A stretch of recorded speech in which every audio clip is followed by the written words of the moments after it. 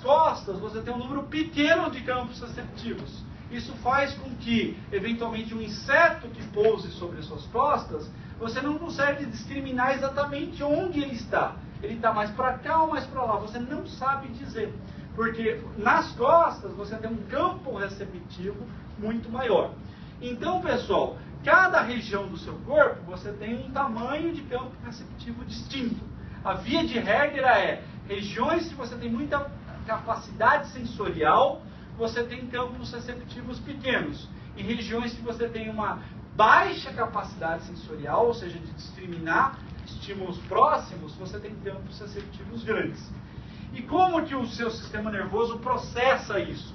Na realidade, você tem todo um processamento bastante complexo, que envolve, por exemplo, inibições de um campo receptivo vizinho para outro. É mais ou menos o seguinte, olha só, você tem 3 neurônios sensoriais, cada neurônio sensorial, ele ocupa a inervação de uma determinada região da sua pele.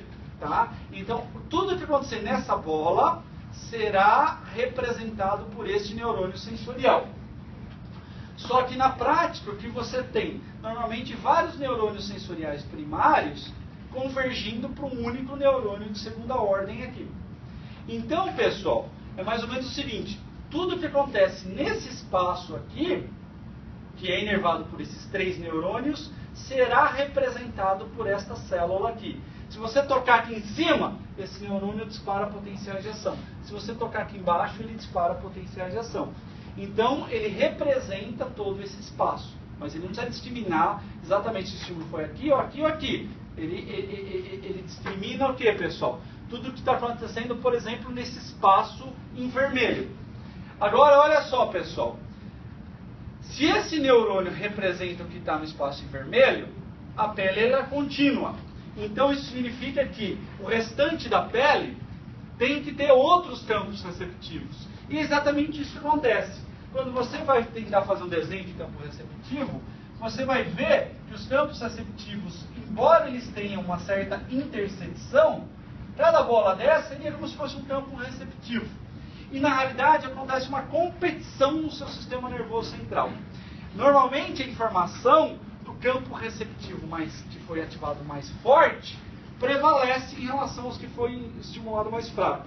Então olha só, pessoal, eu quero dar o seguinte exemplo para vocês. Peguem uma caneta e pressionem sobre a palma da mão.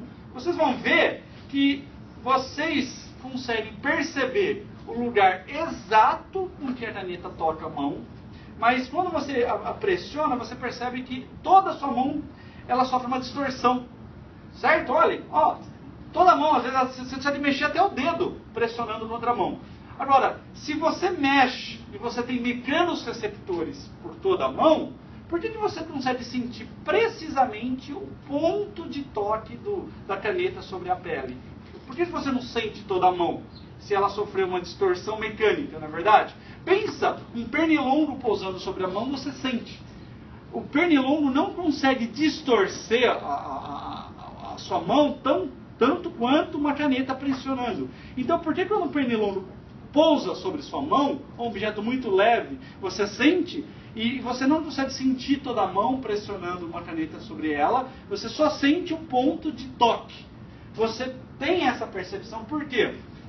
Quando você encosta, deixa eu ver se tem um slide aqui, não tem, mas quando você encosta o lápis aqui, neste campo receptivo, ele vai ser mais ativado. Só que vai ter uma certa ativação nos campos vizinhos. Por quê? Você está distorcendo a pele toda em volta. Então é mais ou menos o seguinte, enquanto esse neurônio do centro dispara muitos potenciais de ação, os neurônios que representam os campos receptivos vizinhos também vão disparar potenciais de ação, mas uma intensidade menor. E vai acontecer uma competição.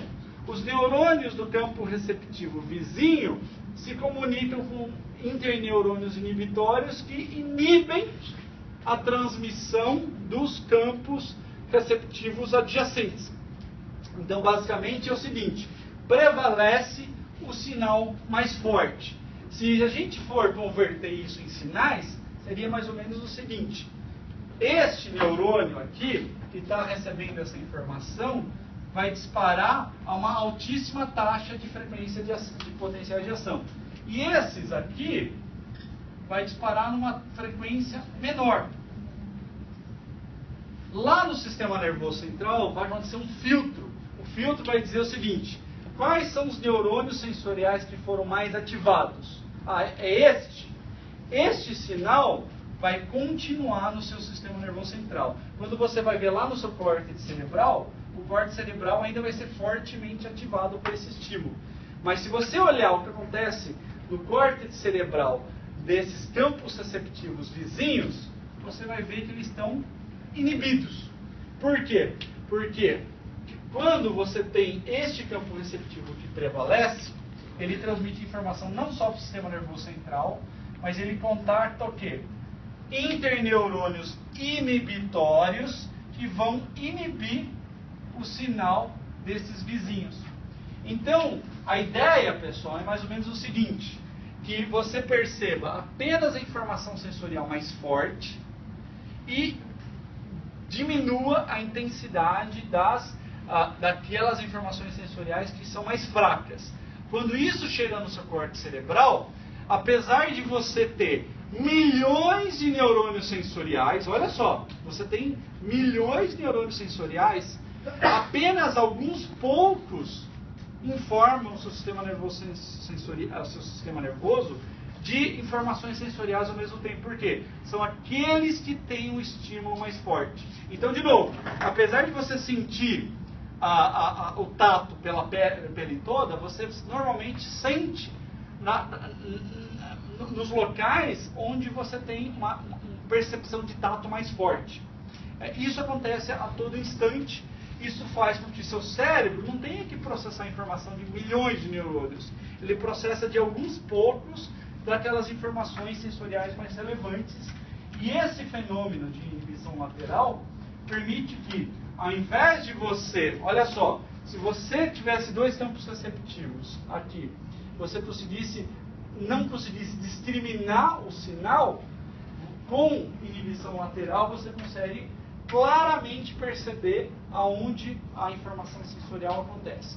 Então, de novo, né, em resumo, o que é para a gente lembrar disso aqui? É o seguinte: toda informação sensorial que a gente obtém de uma determinada região do corpo. Essa região, ela chama-se campo receptivo, e sempre você vai ter uma representação do campo receptivo no seu cérebro. Se você estimular o seu cérebro aqui, você vai sentir aquela região do seu corpo. Se você tiver um derrame nessa região, você perde permanentemente a capacidade de sentir aquela região do corpo.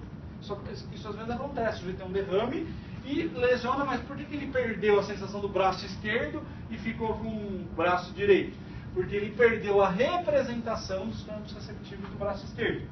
Então, de novo, a gente vai ter uma representação no seu cérebro de cada campo receptivo, e até que essa informação saia da periferia e chegue até o seu sistema nervoso central, apesar de existir centenas, milhares, até milhões de campos receptivos, vai prevalecer o que, pessoal? O estímulo mais forte. Então, o seu córtex vai receber, na prática, informações de alguns poucos campos receptivos, que são aqueles que são mais ativados. E permite que ele perceba, olha, esses são as áreas mais ativadas do seu corpo. Isso permite que ele tenha uma capacidade de perceber esse estímulo melhor, ter uma capacidade de prestar atenção a esse menor número de informações, e esse refinamento vai acontecendo na transmissão da periferia para o sistema nervoso central. Vocês vão ver, na aula que vem, a gente vai falar que o sinal nervoso que sai da sua pele, até que chega no seu cérebro, ele tem que passar no mínimo por 3 neurônios. E ao longo desses 3 neurônios, esses sinais vão sendo refinados, permitindo que, por exemplo, prevaleça o sinal mais forte. E essa capacidade, né, que chama inibição lateral, de novo, nos confere uma vantagem no sentido de que apenas os estímulos mais intensos são percebidos, permitindo você focalizar a atenção no que é mais importante. Né? Normalmente, o que é mais importante é aquilo que é mais intenso. Na pele, pessoal, né, a gente vai ver que, essas são informações da aula que vem, mas só para exemplificar, você vai ter diferentes tipos de receptores sensoriais. Alguns receptores sensoriais geram, olha só, um campo receptivo muito grande. Uma única célula sensorial aqui é capaz de perceber tudo o que acontece ao redor, praticamente metade da mão, né? Embora, se um estímulo for aplicado neste ponto, que é exatamente o local onde ele está, o receptor, você vai sentir ele mais intensamente. Mas se você tocar aqui, aqui ou aqui, você vai sentir através deste receptor sensorial. Então, adiantando um pouquinho a matéria da aula que vem, a gente vai ver que nós temos receptores sensoriais para o tato que permitem vasculhar aquilo que acontece em uma grande região da pele. Enquanto a gente também tem receptores sensoriais que permitem discriminar muito precisamente o estímulo. Olha o tamanho desses campos receptivos, pequenininhos. Comparem com o tamanho dos campos receptivos dessas outras células. Tudo é um único neurônio. Este neurônio, ele representa tudo o que acontece nesse ponto da mão. Então ele permite um campo receptivo pequeno. Esse outro neurônio, ele tem um campo receptivo grande. Ele permite que tudo o que aconteça nessa região seja captada pela mesma célula. O que acontece na prática para o tato, e a gente vai ver isso, é que existem esses 4 tipos de receptores que se combinam. E quando o seu cérebro processa essas 4 informações, você consegue discriminar muito mais claramente onde foi o estímulo, porque cada um tem um campo receptivo diferente, e quando ele se sobrepõe, você sabe precisamente discriminar onde foi o estímulo.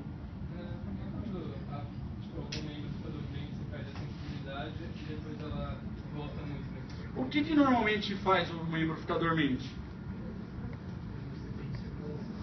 Isso, quando você prende circulação, o que acontece? Você diminui a quantidade de oxigênio e nutrientes que chegam ali para o... Então, todas as células, elas passam a não funcionar de maneira apropriada.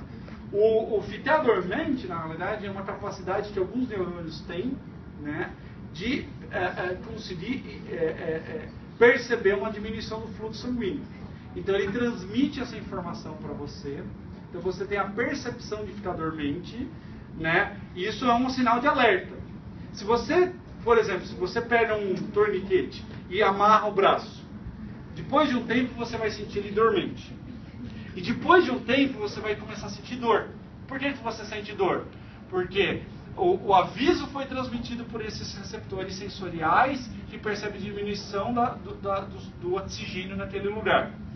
E a dor começa a vir quando você começa a acumular substâncias relacionadas à lesão tecidual. Tá?